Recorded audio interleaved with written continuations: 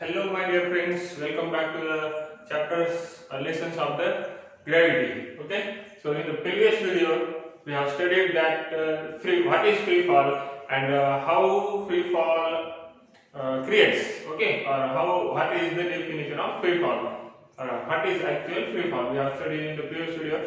Let's talk about some amazing facts and some problems about the free fall in this video and some more concepts. Okay, so let's go toward our point. Come back to the free fall. So आपल्याला free fall म्हणजे माहिती मागची definition आपण पाहून घेतली free फॉलची. Free fall म्हणजे काय एखादी ऑब्जेक्ट सोडून दिला कशाच्या इन्फ्लुएन्स मध्ये ग्रॅव्हिटीचा फक्त ग्रॅव्हिटीचा. ओके, दुसऱ्या कोणत्या फोर्समुळे तो मूव्ह झाला नाही पाहिजे. कोणामुळे मूव्ह झाला पाहिजे? ग्रॅव्हिटीमुळे मूव्ह झाला पाहिजे. तर त्यावेळेस त्या मोशनला काय म्हणायचं? Free fall. तर मग मागच्या व्हिडिओमध्ये एक क्वेश्चन होता की सॅटेलाइट्स आपण सोडतो वेगवेगळ्या कम्युनिकेशन सॅटेलाइट्स असतील किंवा आपल्या ज्या वेदर सॅटेलाइट्स असतील, बरोबर आहे. तर ह्या सर्व सॅटेलाइट्स ज्या आहेत त्या अर्थच्या अराउंड मध्ये एका ऑर्बिट मध्ये एका फिक्स ऑर्बिट मध्ये मूव्ह होतात. जो आपला नॅचरल सॅटेलाइट आहे मून, तोही अर्थच्या अराउंड मध्ये एका फिक्स ऑर्बिट मध्ये मूव्ह होतोय. तर हे जे मोशन आहे ते फ्री फॉल आहे किंवा नाही असा आपला प्रश्न होता. तर याचं उत्तर पाहूया. तर आपल्याला माहिती आहे मून का रिव्हॉल्व होतोय. आपण सेकंड व्हिडिओ मध्ये पाहिलं होतं युनिफॉर्म सर्क्युलर मोशन आणि त्यामध्ये पाहिलं पण होतं की मून हा खाली का पडत नाही अर्थवरती किंवा बाहेर का निघून जात नाहीये, तर ऑर्बिट मध्ये रिव्हॉल्वच का करतोय. तर त्याचं रिझन आपण पाहिलं होतं की तो सेंट्रिपिटल फोर्स ऍक्ट आहे त्यावरती, म्हणून तो काय करायला सर्क्युलर ऑर्बिट मध्ये रिव्हॉल्व करायला ना की बाहेर चाललाय. ओके, आणि त्याच्या मोशनमुळे आणि त्याच्या सर्क्युलर ऑर्बिट त्याच्या सेंट्रिपिटल फोर्समुळे तो सर्क्युलर ऑर्बिट मध्ये मूव्ह व्हायला. तर मग आता मून काय करतोय? रिव्हॉल्व करतोय. हे अर्थ आहे, हे ऑर्बिट आहे. हा जर मून असेल तर त्यावरती सेंट्रिपिटल फोर्स म्हणजे कोणता? तर ग्रॅव्हिटेशनल फोर्स ऍक्ट आहे.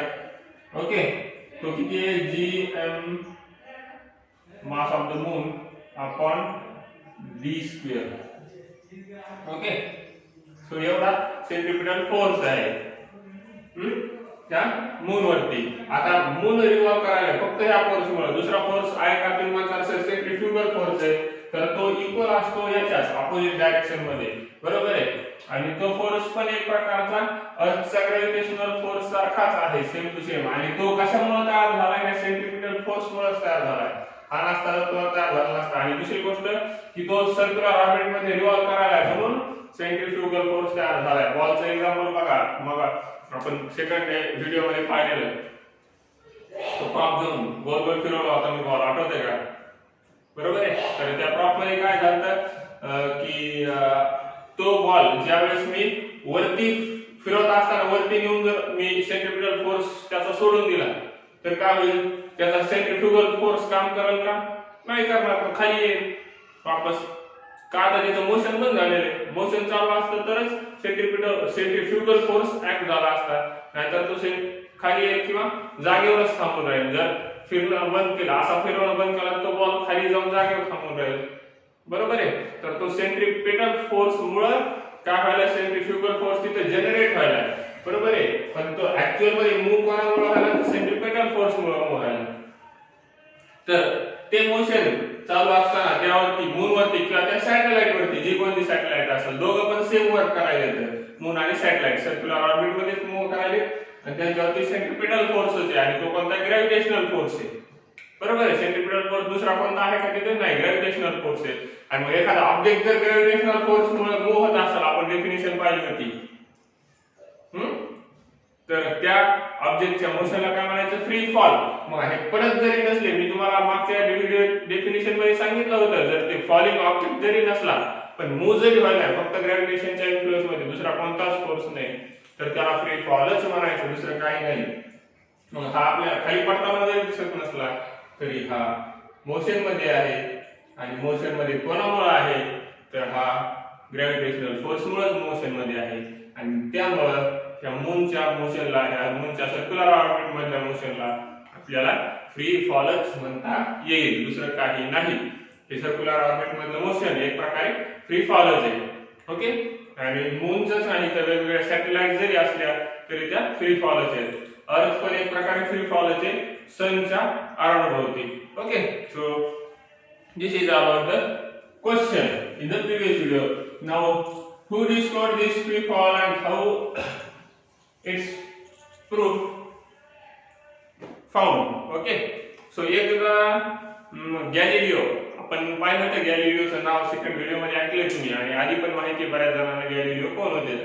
तर Galileo is one of the best scientist होते.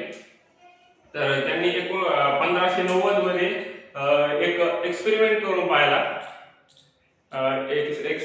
पाहिला. सिटीचं नाव होतं इटाली.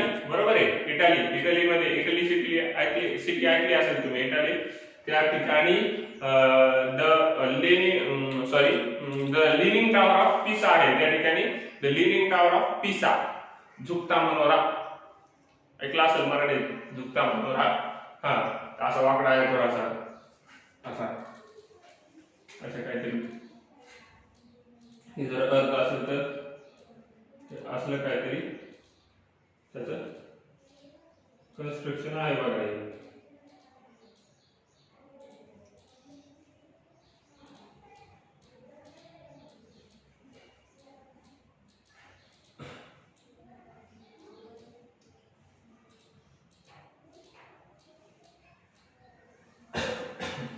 तर एका साईडला झुकलेला आहे असा तो, आणि तो दरवर्षी काहीतरी डिग्रीनं थोडासा घसरतो आणि तिथं काहीतरी मायनर अँगल पॉइंट मध्ये अँगल चेंज होतो असं कॅल्क्युलेट करतात बरेचसे डिस्कवरी करणारे लोक किंवा वैज्ञानिक लोक.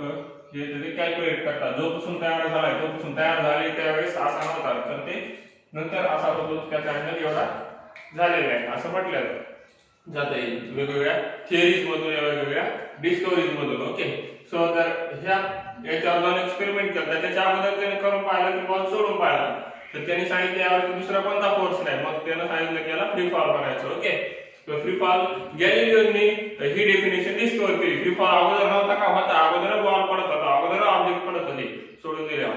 न्यूटनने डिस्कवर करायच्या अगोदर ग्रॅव्हिटी, फक्त त्यांनी सांगितली ती कन्सेप्ट एक्सप्लेन करून. तर फ्री फॉल त्यांनी एक्सप्लेन करून सांगितलं. त्याच्यानंतर एक अमेझिंग फॅक्ट त्यांच्या लक्षात आला. काय लक्षात आला तर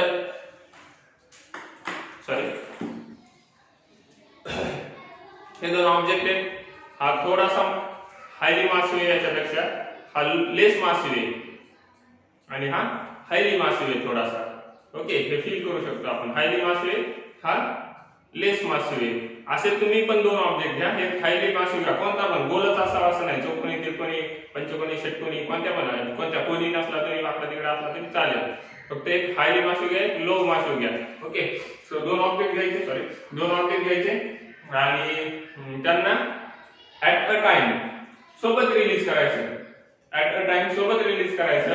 तर त्याला जर पाहिलं तुम्ही, दोन ऑब्जेक्ट खाली पडत असताना, सोबत रिलीज होत असताना तुम्हाला असं दिसून येईल की मास जरी त्यांचं वेगवेगळे आहे तरी ते खाली पडत असताना, खाली ज्यावेळेस तुम्ही ऑब्झर्व कराल व्यवस्थित, तर ग्राउंडला स्ट्राईक होत असताना, खाली पडत असताना म्हणजे ग्राउंडला स्ट्राईक, जमिनीला आदळताना ते ऍट अ टाइम, सेम टाइमला काय होतील, एक सेकंदाचाही फरक होणार नाही, एवढ्या सेम टायमिंगला ते काय करतील, खाली ग्राउंडला स्ट्राईक करतील. म्हणजे हे कोणी सांगितलं, हे गॅलिलिओने सांगितलं. उगाच असं फिरायला गेला बिचारा त्या बिचाऱ्यावर असं झालं का नाही, त्याने अगोदर फ्री फॉलची डेफिनेशन सांगितली, मग त्यांनी फ्री फॉलचा इफेक्ट काय होतो ते पाहिलं त्याने. तर ज्यावेळेस ऑब्जेक्ट फ्री फॉल मध्ये असेल, फ्री फॉल म्हणजे फक्त ग्रॅव्हिटीचा ऍक्ट असेल त्यावरती, बरोबर आहे, फक्त ग्रॅव्हिटीचा ऍक्ट असेल त्यावरती, ग्रॅव्हिटेशनल फोर्स, तर काय होईल, तो ऑब्जेक्ट खाली पडेल, त्याला आपण फ्री फॉल म्हणतो. मग त्याने विचार केला की असे दोन वेगवेगळ्या मासचे जर ऑब्जेक्ट असतील तर त्यांच्यावर ग्रॅव्हिटेशनल फोर्सचा इफेक्ट कसा होईल आणि त्यांचा फ्री फॉल कसं स्टडी केला जाईल. त्यामुळे त्याने इतक्या उंचाच्या हाईटवरून, हे दिसायला जरी छोटं असलं तरी ऍक्च्युअल मध्ये खूप मोठं आहे. तर याचे व्हिडिओज वगैरे तुम्हाला नेटवरती मिळून जातील, भरपूर आहे एक्सपेरिमेंटचे. तर ते जर तुम्ही असं उंचावर तुम्हाला तिथे जायची गरज नाही, तुम्ही हातातून जरी तुमच्या जागेवर उभा टाकल्या सोडून दिलं तरी तुम्हाला एक्सपेरिमेंट दिसून येईल. फक्त ते लॉग हाईट वरून का केलंय, तर किती जरी उंचावर सोडून दिला तुम्ही, इथूनच नाही तर किती जरी उंचावर सोडून दिला तरी तेच इफेक्ट देईल. तुम्ही प्लेन मधून वर जाऊन जरी सोडून दिला तरी खाली येताना फक्त कंडिशन काय, सोडताना सोबत सोडायचे, मागे पुढे नाही टायमिंग. सोडताना सोबत सोडून द्यायचे, खाली रिलीज करायचे. खाली ज्यावेळेस ते स्ट्राईक करतील अर्थला त्यावेळेस 1 सेकंदाचाही फरक नसेल. किती मोठा ऑब्जेक्ट घ्या तुम्ही, काय करा, हा ऑब्जेक्ट घ्या आणि एवढा मोठा बॉक्स घ्या, दोघांना वरून सोबत सोडून द्या. ओके, सोबत सोडून द्यायचं दोघांना, ते दोघं सोबत स्ट्राईक करतील. असं धरून सोबत एका लेवलला धरायचे खालचे त्यांची सरफेस, कारण की आपल्याला स्टडी करायचे खाली सोबत हे सरफेस एका लेवलला आहे, पण खाली गेला पण एका लेवलला राहतील का म्हणून हे एका लेवलला धरायचं सरफेस आणि सोडून द्यायचं. तर खाली गेल्यावर ते सोबत स्ट्राईक करतील. बरोबर आहे. हा ओढून का आला तर याचं मास कमी आहे, त्याचं मास एवढं आहे की ते वापस स्ट्राईक करून बॅक होऊ शकत नाही, इनर्शियाला रेजिस्ट करायला, त्याचं इनर्शियावर रेजिस्ट करत नाही, त्यामुळे ओढून आला. ती वेगळी कन्सेप्ट आहे. तर आपल्याला पाहायचं की फ्री फॉलचा इफेक्ट काय आहे. फ्री फॉलचा इफेक्ट काय आहे, तर दोन वेगवेगळे ऑब्जेक्ट असतील, वेगळे ऑब्जेक्ट असतील म्हणजेच काय, तर एक हायली मासिव्ह ऑब्जेक्ट असेल आणि एक लेस मासिव्ह ऑब्जेक्ट असेल. एक हायली मासिव्ह ऑब्जेक्ट असेल आणि एक लेस मासिव्ह ऑब्जेक्ट असेल, आणि त्या दोघांना ग्रॅव्हिटीच्या इन्फ्लुएन्स मध्ये सोडून दिलं, म्हणजे ग्रॅव्हिटीच्या इफेक्ट मध्ये सोडून दिलं, तर दोघांवरही फ्री फॉलचा इफेक्ट सारखाच होईल. दोघांवरही फ्री फॉलचा इफेक्ट सारखाच होईल. असं नाही की याचा मास जास्त आहे म्हणून याचा फ्री फॉलचा इफेक्ट लवकर दिसून येईल किंवा जास्त दिसून येईल, आणि याच्यावरती कमी दिसून येईल किंवा उशिरा दिसून येईल, असं काही नाही. दोघांचं मास जरी वेगळं असलं तरी ते सोबतच स्ट्राईक करतील. त्या दोघांना असं राऊंड रोटेट करायला लावलं तरी फ्री फॉल मुळे ते एकाच याच्यामध्ये हे होतील. Okay, so this is about the free fall. This is about the free fall. What it is, when you release two objects under the influence of gravity, that is free fall. For free fall, so the effect of the free fall will be seen on the two objects will be equal. The दोन object वर free fall चा effect आपण पाहिला, पण what is the condition, the mass you applied, whatever condition you applied, but the one condition should remain constant, that you should release these two objects at the same time in the influence of the gravity. जर ग्रॅव्हिटीच्या influence मध्ये तुम्हाला त्या दोन्ही ऑब्जेक्टला सोबतच सोडायचंय, तर त्यावरती effect तुम्हाला सारखाच दिसून येईल. मग त्याचं मास कोणतंही जरी असलं तरी त्याचा इफेक्ट सेम दिसून येईल आपल्याला. Okay, so irrespective of the mass and irrespective of the height, the height should be matter, that both objects should at the same height. Okay, at the same height. दोघांची height कशी असली पाहिजे, उंची सारखी असली पाहिजे. पण इरेस्पेक्टिव्ह हाईट कशी, किती दोघांची जी सारखी उंची आहे ती मग किती पण असो, ती इतकी असली पुढे जरी वरी जाऊन जरी सोडून दिलं तुम्ही, जिथं ग्रॅव्हिटीचा शेवटचा टोक आहे अर्थच्या, तिथं जरी सोडून दिलं तरी खाली आल्याच्या नंतर ते अर्थच्या सरफेसला सोबतच स्ट्राईक करणार. तर ते ग्रॅव्हिटीचा फ्री फॉलचा इफेक्ट आहे. तर असं कशामुळे होत आहे, तर आपण एक फॉर्म्युला पाहिला होता. कोणता फॉर्म्युला पाहिला होता, acceleration due to gravity equals to g capital m upon r square. यामध्ये ऑब्जेक्टच्या मासचा काही कॉन्ट्रीब्युशन आहे का, काही आहे का कॉन्ट्रीब्युशन, काही इफेक्ट होणार आहे का, तर नाही. याच्यावरती फक्त अर्थचं मास किंवा प्लॅनेटचं मास डिपेंड आहे. मग अर्थचं मास तर सर्व ऑब्जेक्ट साठी सारखंच आहे. मग हा हायली मासिव्ह ऑब्जेक्ट घेतला काय, हा लो मासिव्ह ऑब्जेक्ट घेतला काय, आणि यांच्यावरती फोर्स किती कमी जास्त ऍक्ट होत असो, तर ऍक्सेलरेशन ड्यू टू ग्रॅव्हिटी कशी राहणार आहे दोघांची, तर सारखीच राहणार आहे. त्याच्यामुळं त्यांच्या व्हेलॉसिटी मधला चेंज पण कसा राहील, सारखाच राहील. ऍक्सेलरेशन ड्यू टू ग्रॅव्हिटी म्हणजे काय, त्या टाइम मध्ये झालेला व्हेलॉसिटीतला चेंज. तर मग आता G1 आणि G2 जर इक्वल असतील तर V minus U upon T1 आणि V minus U upon T2 आपल्याला काढायचे. तर वेलोसिटी तर सुरुवातीला 0 होती, तर हे इनिशियल वेलोसिटी कॅन्सल होऊन जाईल आणि V शेवटला काय राहील, तर ते दोघांचं ऍक्सेलरेशन सारखं असल्यामुळं तर चेंज इन वेलोसिटी पण काय राहील, सेम राहील. तर चेंज इन व्हेलॉसिटी सेम असेल तर टाइम पण त्यांचा तेवढ्या चेंज होण्यासाठी लागणारा सेमच असेल. ऍक्सेलरेशन सेम आहे म्हणजे तेवढी व्हेलॉसिटी सेम. ऍक्सेलरेशनचा अर्थच काय, change in velocity per unit time, बरोबर आहे. किंवा व्हेलॉसिटी चेंज होण्यासाठी जो टाइम लागलाय त्या दोघांचं कंपॅरिझन म्हणजे ऍक्सेलरेशन. मग आता ऍक्सेलरेशनच जर सारखं आहे तर मग तेवढी व्हेलॉसिटी चेंज व्हायला लागलेला टाइम पण काय असेल, सेमच असेल, बरोबर आहे. किती असेल, सेमच असेल. म्हणजे आता समजा g = 9.8 मीटर पर सेकंड स्क्वेअर, याचा अर्थ काय होतो, तर 9.8 मीटर पर सेकंद एवढ्या स्पीडनं ऑब्जेक्ट एका सेकंदात काय करायला, अर्थला स्ट्राईक करायला, एका समवॉट हाईट वरून, थोड्याफार हाईट वरून. ओके, 9.8 मीटर पर सेकंद म्हणजे 9.8 मीटर वरून जर आपण सोडून दिला ऑब्जेक्ट 9.8 मीटर वरून, तर त्याची व्हेलॉसिटी एका सेकंदात 9.8 एवढी अक्वायर करत तो. आणि तेवढी अक्वायर केलेली व्हेलॉसिटीनं ग्राउंडला फक्त तो एका सेकंदात पोहोचल. म्हणजे इथं ग्राउंड आहे, इथून डिस्टन्स आहे 9.8 मीटर. ओके, इथून जर ऑब्जेक्ट रिलीज केला तर इथे येताना याची व्हेलॉसिटी 9.8 मीटर पर सेकंद असेल आणि तो इथे एका सेकंदात आलेला असेल. म्हणून ऍक्सेलरेशन पण किती असेल, 9.8 मीटर पर सेकंद स्क्वेअर होऊन जाईल.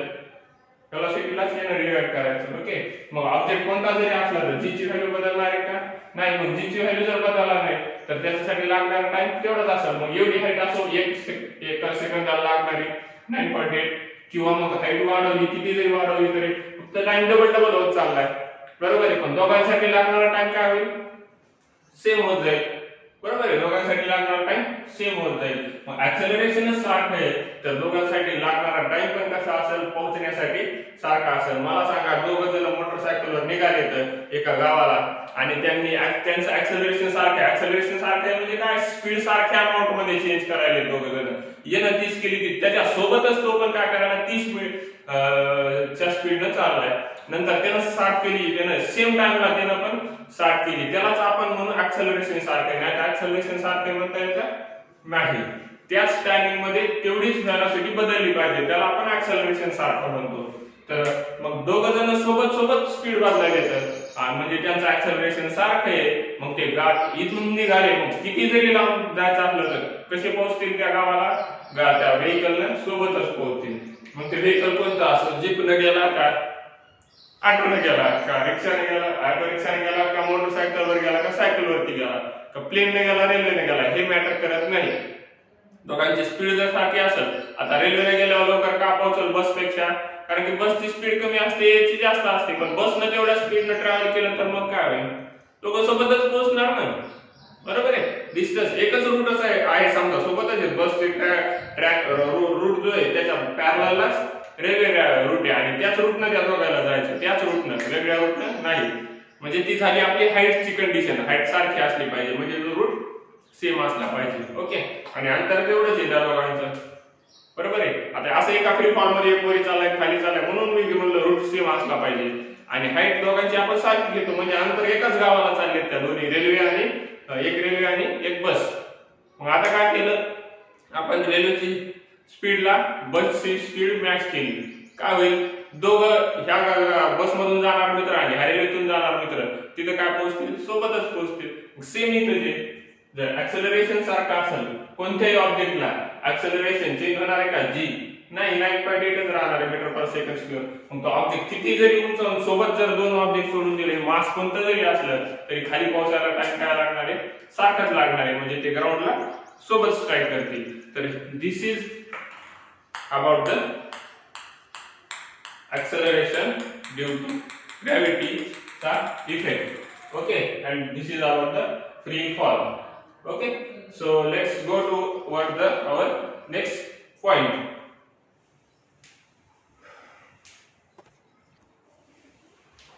So let's start our first problem based on the free fall. So our question is, an iron ball is set of mass 3 kg is said to be free fall, okay, at height 125 meter. Okay, at height 125 meter. and we have to assume that g equals to 10 meter per second square. Actually g's value is 9.8 meter per square, but it is approximately equal to the 10 meter per second square. Okay, so 9.8 आणि 10 जवळपास सारखे आहेत, म्हणून हे आपल्या given मध्ये दिलेले आहे, आपण मनानं नाही घेतलेलं. ओके, सो काही प्रॉब्लेम मध्ये जी ची व्हॅल्यू तुम्हाला 10 दिली असेल तर ती 10 च यूज करायची, 9.8 नाही. आणि ज्या प्रॉब्लेम मध्ये व्हॅल्यू दिली नाही तिथे तुम्ही 9.8 घेऊ शकता. Okay, so here given that g equals to 10 meter per second square. आणि आपल्याला कॅल्क्युलेट काय करायचं, we have to calculate that what is time required to reach that ball from that height. On what height is 125 meter. Okay, and we also have to calculate the velocity when the ball reaches at the ground, or when the ball strikes at the ground. With what velocity ball will strike to the ground. This we have to calculate. And also third value we have to calculate velocity at the time when time is half that the time which required to reach the ground. म्हणजे हा जो time आपण calculate केलेला आहे त्या height पासून ball ground पर्यंत जायला. ओके, सो तो टाइम आहे त्याच्या अर्धा टाइम असताना, म्हणजे त्याच्या अर्धा टाइम म्हणजे याला समजा 10 सेकंद लागले ग्राउंड पर्यंत पोहोचायला, तर 5 सेकंद असताना वेलोसिटी किती असेल ते कॅल्क्युलेट करायचे. 10 सेकंदाला ही वेलोसिटी असेल, ग्राउंड पर्यंत पोहोचला त्याच वेळेस वेलोसिटी असेल 5 सेकंदाला आपल्याला कॅल्क्युलेट करायची. आपण कॅल्क्युलेट करूया काय असेल तर. हे 3 प्रॉब्लेम चला आपण वाटलं तर नोट करूया. First, second, and this is third. Okay, so let's try to solve it. Okay, so time, we have to calculate time and we have given the mass and height and acceleration. आता ball आपण सोडून दिलाय, ball आपण वरतून सोडून दिलाय आणि तो खाली स्ट्राइक करतोय, तो खाली काय करतोय, स्ट्राइक करतोय ग्राउंड वरती, तो असा स्ट्राइक करतोय सोडून दिल्याच्या नंतर. ओके, सो तो काय करायला, एक प्रकारचं डिस्प्लेसमेंटच करायला, ह्या हाईट वरून खाली चाललाय, खाली स्ट्राइक करायला, म्हणजे ते ट्रॅव्हल केलेलं डिस्टन्स असेल. मग ह्या एच लाच आपण काय म्हणू शकतो, एस पण म्हणू शकतो. एस म्हणजे काय, डिस्प्लेसमेंट, बरोबर आहे, ऑफ द बॉल. मग एच लाच आपण एस म्हणू शकतो, या एच लाच आपण एस म्हणू शकतो. H equals to s, this is not 5, this is s, that is displacement. Okay, so we can call it as a displacement. So आता आपल्याला न्यूटनचे 3 इक्वेशन माहिती आहेत. कोणते आहेत ते 3 इक्वेशन, काय ते इक्वेशन, पहिलं होतं v equals to u plus at, second equation होतं s equals to ut plus at plus half at square, and third होतं v square equals to u square plus 2as. आता आपल्याला टाइम कॅल्क्युलेट करायचा, मग टाइमचे equation कोणते येतं, तर हा एक टाइमचे इक्वेशन आहे, हा एक टाइमचे इक्वेशन आहे, बरोबर आहे, ते दोन टाइमचे इक्वेशन आहे. थर्ड इक्वेशन टाइमचं आहे का, सॉरी थर्ड इक्वेशन मध्ये टाइम आहे का, नाही, टाइम यूजच केलं नाही. आपल्याला टाइम कॅल्क्युलेट करायचा आहे तर थर्ड इक्वेशन यूज करायचं म्हणून आता ते इलिमिनेट झालं. फॉर्म्युला कसा यूज करायचा ते सांगतोय तुम्हाला मी, कोणता यूज करायचा आहे. बऱ्याच जणांना प्रॉब्लेम सोडवायला अडचण याच्यामुळे ते फॉर्म्युला कोणता यूज करायचा कळत नाही. तर अगोदर गिवन, त्याच्यामुळे सर्वात अगोदर लिहून घ्यायचं दिलेलं काय काय आहे गिवन. ओके, आणि त्याच्यानंतर मग गिवनच्या बेसवरती आणि कॅल्क्युलेट काय करायचं त्याच्या बेसवरती फॉर्म्युला निवडायचा. ओके, सो टाइम काढायचे, तर टाइम साठी मग राहिले 2 फॉर्म्युले, टाइम साठी राहिले ते 2 फॉर्म्युले. आता मला सांगा, आपल्याला व्हेलॉसिटी दिलेली आहेत का, पहिल्या याच्यात जर फॉर्म्युला यूज करायला गेलो तर व्हेलॉसिटी लागणार आहे, इनिशियल पण लागणार आहे आणि फायनल पण लागणार आहे. ओके, आणि ऍक्सेलरेशन लागणार आहे. ऍक्सेलरेशन दिलेले आहे, ऍक्सेलरेशन म्हणजे इथं ऍक्सेलरेशन ड्यू टू ग्रॅव्हिटी आहे, दॅट इज 10, पण व्हेलॉसिटी कुठे दिसायली का, दिलेली नाही, दिलेली. म्हणजे याच्यात मास तर यूज होईल, पण आपल्याला एच दिलेले आहे, एच म्हणजे डिस्प्लेसमेंट आहे. मग सेकंड इक्वेशन मध्ये डिस्प्लेसमेंटचा यूज आहे, आणि याच्यामध्ये इनिशियल व्हेलॉसिटी जरी असली तरी बॉल फ्री फॉल आहे आणि हाईट वरून आपण रिलीज केलेला आहे क्वेश्चन मध्ये, म्हणजे सुरुवातीला पकडलेला होता, म्हणजे त्याची इनिशियल व्हेलॉसिटी काय असणार, तर u इथं काय असणार आहे, 0 असणार आहे. आणि दुसरी एक गोष्ट की हा बॉल फ्री फॉल मध्ये सुरुवातीला सांगितलं होतं तुम्हाला, तर फ्री फॉल साठी आपल्याला स्पेशल इक्वेशन आहेत. तर ह्याच इक्वेशनला आपल्याला काय लिहिता येते, त्याला आपल्याला लिहिता येते s = 1/2 gt². हे तुम्हाला माहिती आहे बरोबर आहे. त्याला काय लिहिता येते, कारण की u0 आहे तिथं, v = at, इथं v² = 2as. ह्या गोष्टी लिहिता येतात तुम्हाला फ्री फॉल साठी. मग हे इक्वेशन यूज करा किंवा हे इक्वेशन यूज करा. हे जर इक्वेशन यूज केले तर तुम्हाला इथे u ची व्हॅल्यू 0 ठेवावी लागेल आणि नंतर सॉल्व करावं लागेल. हे जर यूज केले तर डायरेक्ट एक स्टेप कमी होईल आपली. तर आपण काय करू, डायरेक्ट फ्री फॉल साठी इक्वेशन यूज करू. तर इथे आपल्याला डिस्प्लेसमेंट माहिती आहे, ऍक्सेलरेशन माहिती आहे, टाइम काढायचा आहे. त्याच्यामध्ये व्हेलॉसिटी लागली असती माहिती आहे का, नाही. याच्यामध्ये व्हेलॉसिटीचा यूज झाला असता माहिती आहे का, नाही. आणि याचा टाइम कॅल्क्युलेट करायला काहीच नाही, टाइमच नाही, तर कॅल्क्युलेट कसा करणार. तर आपल्याला टाइम कॅल्क्युलेट करायचा आहे आणि डिस्प्लेसमेंट माहिती आहे, व्हेलॉसिटी माहित नाही, म्हणून यूज करा सेकंड इक्वेशन. सो इथे लिहायचं बाय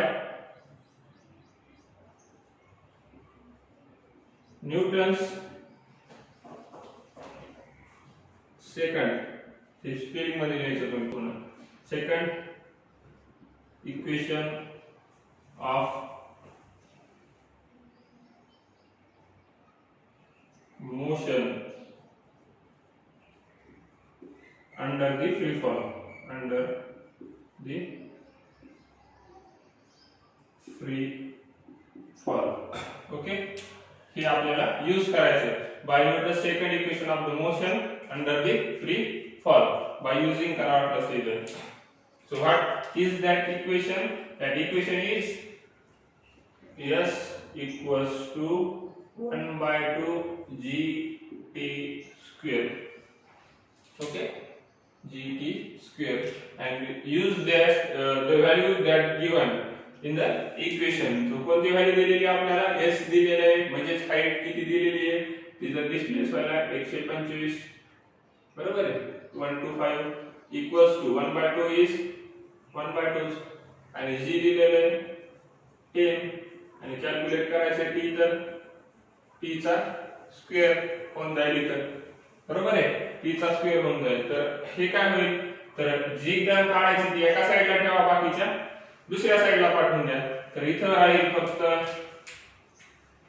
t² हे, आणि हे सगळे गुणाकाराला इकडे गेल्यावर भागाकारात येऊन जाईल. आणि हे दोन हे जरी सगळी टर्म गुणाकारात असली तर हे 2 डिवाइड मध्ये येतं, हे मल्टिप्लिकेशन मध्ये जातील आणि 1 मल्टिप्लिकेशन मध्ये येतं डिवाइड मध्ये जातील. तर हे काय होईल, इक्वेशन नवीन तयार झालेलं 125 हे डिवाइड मध्ये इकडे गुणाकारात गेले into 2 किंवा डिवाइड मध्ये आले गेले नाही तरी चालतात, पण हे 10 मल्टिप्लिकेशन मध्ये हे यावं लागतील डिवाइड मध्ये इकडे गेल्याच्या नंतर, ट्रान्सफर केल्याच्या नंतर. हे इथून आपण ट्रान्सफर करूया, इकडे वाटलंच तर दाखवतो मी तुम्हाला पेन मध्ये, हे तुमच्या लक्षात येईल ही पूर्ण टर्म एवढी. Okay, so this will become what will become t² equals to what 125 into 2 calculate जर केलं तर ते किती येईल, 250 येऊन जाईल. ते 250 125 गुणिले 2 5 2 10 0 हात चालला 1 2 2 4 1 5 2 1 2 ते जशाच तसे डिवाइडेड बाय 10 म्हणजे t² किती आला 25. आणि आपल्याला t² पाहिजे का नाही, आपल्याला टाइम पाहिजे t, तर टाइम येऊन जाईल तुम्हाला t = 5 आणि हे सेकंद. टाइमच्या या साइडला काय असते सेकंद. तर हा आला टाइम, पण हा डायरेक्ट 25 वरून 5 कसा आला सर, तर कसा आला, तर हे इथं तुम्हाला माहिती आपण दोन्ही साइडचे स्क्वेअर रूट सोबत घेऊ शकतो. एका साइडचं घेतलं तर याचा घ्यावा लागेल, आपल्याला t पाहिजे, स्क्वेअर कॅन्सल आउट करावा लागेल, तर स्क्वेअर रूट घ्यायचा आणि स्क्वेअर रूट घेतल्यावर स्क्वेअर आणि स्क्वेअर रूट कॅन्सल होऊन जातं. हे तुम्हाला गोष्ट माहिती आहे, शिकलेला आहे का. हे इथं लिहायचं मग ते by taking square root on both sides. Okay, तर हे आला तुमचा टाइम. याला वाटलंच तर तुम्ही म्हणा जे काही इक्वेशन असेल ते इक्वेशन नंबर 1. सो इथं वाटलंच तर लिहू time required to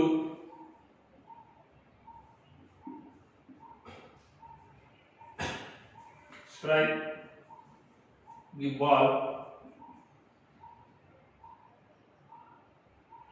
at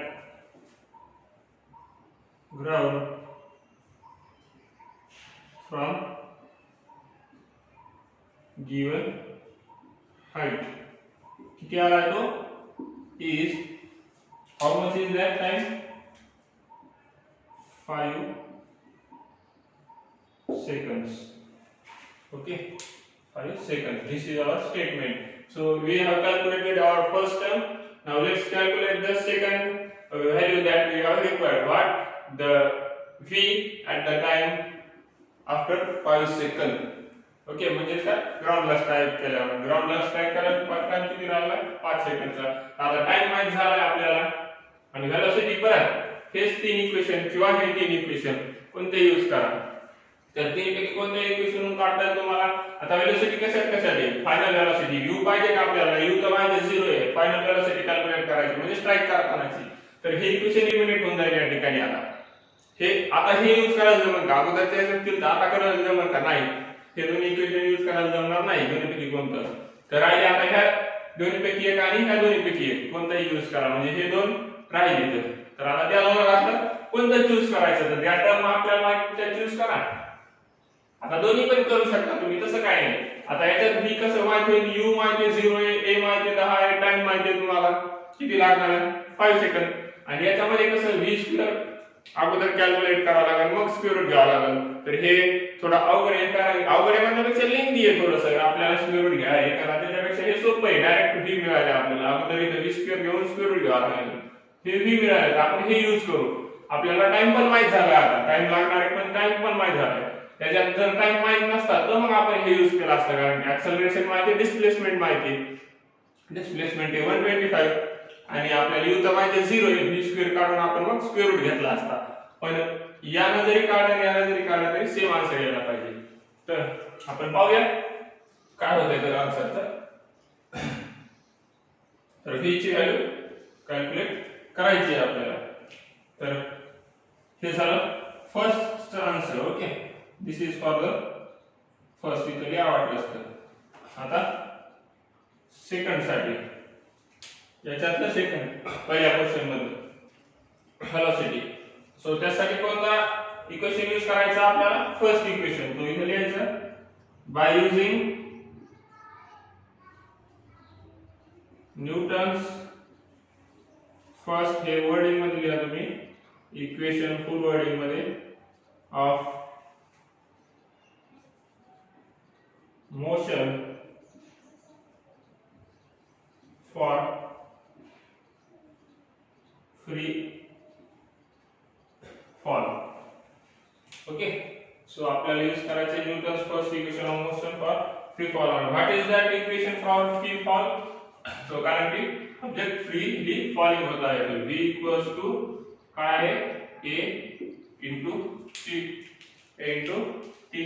तर v आपल्याला कॅल्क्युलेट करायचा आहे मग v येऊन जाईल a म्हणजे काय तर g आहे g into t. Okay so a म्हणजे किती आहे g किती दिलेला आहे 10 into टाइम किती लागला आहे आपल्याला माहिती आहे 5. तर हे वाटलं असतं लिहू शकता तुम्ही फ्रॉम 1 रिझन याचा टाइम कुठून घेतला तर.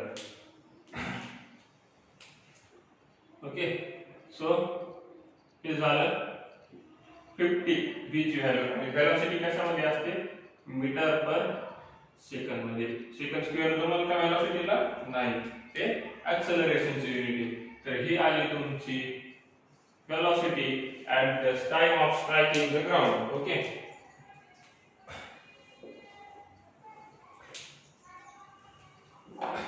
so let's write this in the wording.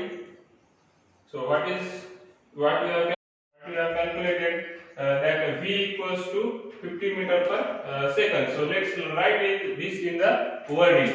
So velocity of ball falling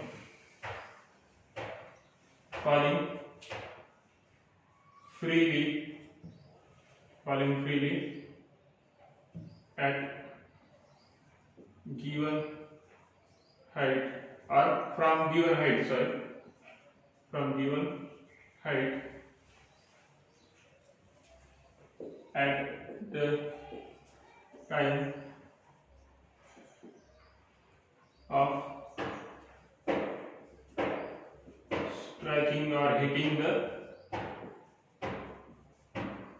ground is what we have calculated, that v equals to 50 meter per second. What is the unit of velocity? Meter per second. Now we have to calculate the velocity for time t equals to half. So let's go for the third sub question. What is it? Now t dash म्हणू आपण याला, t dash equals to t by 2. Original time लागणार आहे त्याला half करायचं. किती लागला होता? 5. म्हणजे 5/2 सेकंड एवढा टाइम लागेल t by 2 म्हणजे अर्धा time. Okay, so v dash equals to what at that time? So same, आता इथे टाइम माहिती आहे, वेलोसिटी माहिती आहे. मग आपल्याला टाइम आणि वेलोसिटी माहिती असताना कोणता फॉर्म्युला यूज करायचा आहे? तर टाइम माहिती आहे, एक्सेलरेशन माहिती आहे आणि वेलोसिटी कॅल्क्युलेट करायची. तर फर्स्ट फॉर्म्युला यूज करायचा. So by Newton's first law of motion for free fall. Okay, for free fall. What is that law? That law is V equals to gt. V equals to gt. And use the given values to calculate V. G is equals to 10 into T is what? 5/2. Now T is not 5. Okay, T is 5/2. So it will become 2 1s are 2 here and 2 5s are 10. That is big 1s are 10. So 5 5s are 25. So V equals to 25. This is your answer, and this is in what unit? For this unit for this is meter per second, because this is velocity. So write down the final statement in the wording. Okay,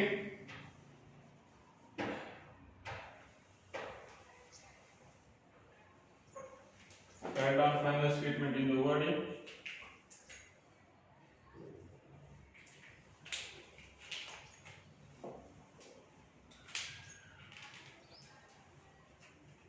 So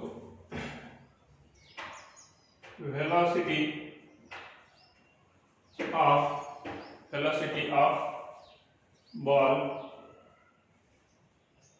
falling freely, velocity of ball falling freely from height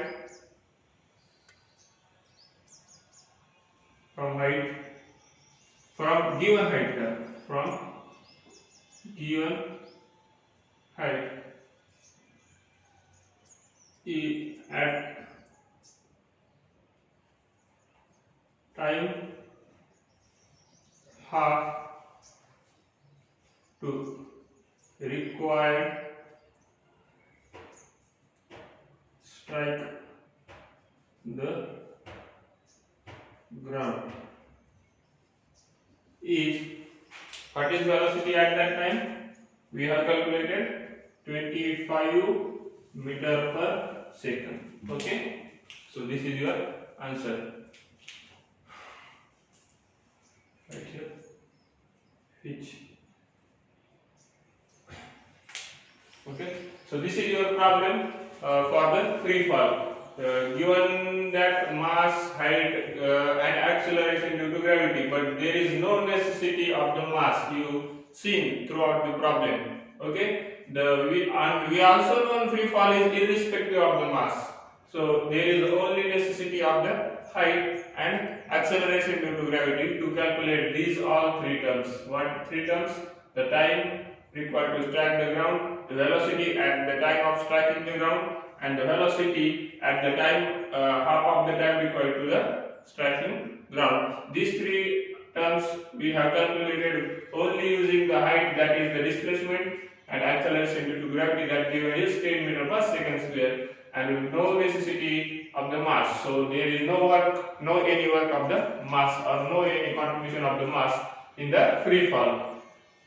So here we will stop for this video. We will take more problems in the next video.